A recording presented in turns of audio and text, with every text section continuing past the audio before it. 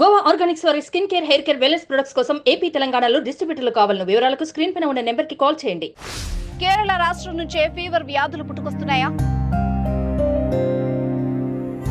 Kerala fever వ్యాధులకు కేంద్ర బిందువుగా మారుతోందా?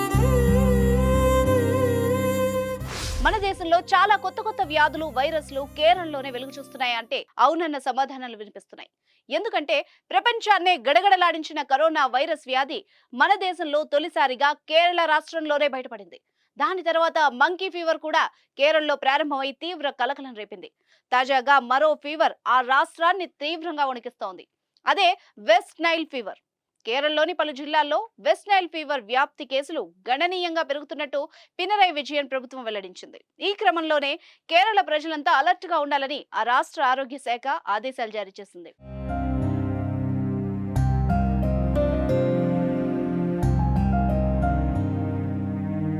కేరళలోని త్రిశూర్, మలప్పురం, కోజికోడ్ జిల్లాల్లో వెస్ట్ నైల్ ఫీవర్ కేసులు నమోదయ్యాయి. ఈ నేపథ్యంలో అన్ని జిల్లాలు అప్రమత్తంగా ఉండాలని ఆ రాష్ట్ర ప్రభుత్వ ఆరోగ్య శాఖ ఆదేశించింది. వెస్ట్ నైల్ అనేది వైరల్ ఫీవర్. ఇన్ఫెక్షన్ సోకిన క్యూలెక్స్ దోమ ద్వారా మనుషులకు సోకుతుంది. దీనికి ఎటువంటి మందులు, వ్యాక్సిన్ లేదు.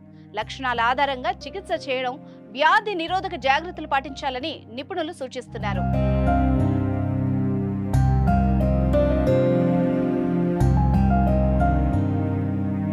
1937లో తొలిసారిగా ఈ వెస్ట్ నైల్ ఫీవర్ వ్యాధిని ఉగాండాలో గుర్తించారు. తర్వాత మన దేశంలోని కేరళలో 2011లో 6 ఏళ్ల బాలుల్లో వెలుగు చూసింది. అయితే ఆ అబ్బాయి 2019లో జ్వరం కారణంగా మృతి చెందాడు.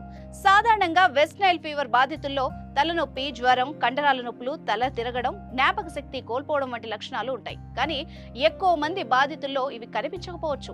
మరికొందరిలో మాత్రం జ్వరం, తలనొప్పి, వాంతులు, దురద వంటి లక్షణాలు ఉంటాయి. కేవలం 1% కేసులో మాత్రమే మెదడు దెబ్బతినే ప్రమాదం ఉంటుంది. ఫలితంగా అపస్మారక స్థితిలోకి జారిపోయే ప్రమాదం కూడా ఉంది. ఒక్కోసారి మరణం కూడా సంభవించవచ్చు.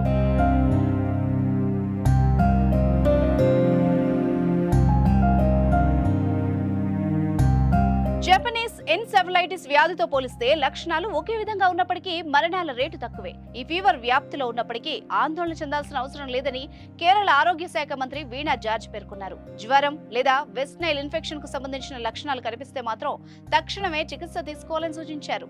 రాష్ట్రంలో ఈ వైరస్ బారిన పడిన వాళ్ల ఆరోగ్యం ప్రస్తుతం నిలకడగానే ఉందని వెల్లడించారు.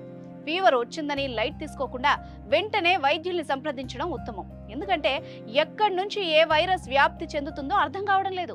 వైద్యుల్ని సంప్రదించి తగిన మందులు వాడితే వ్యాధి నయమయ్యే అవకాశం ఉంటుంది. So be careful.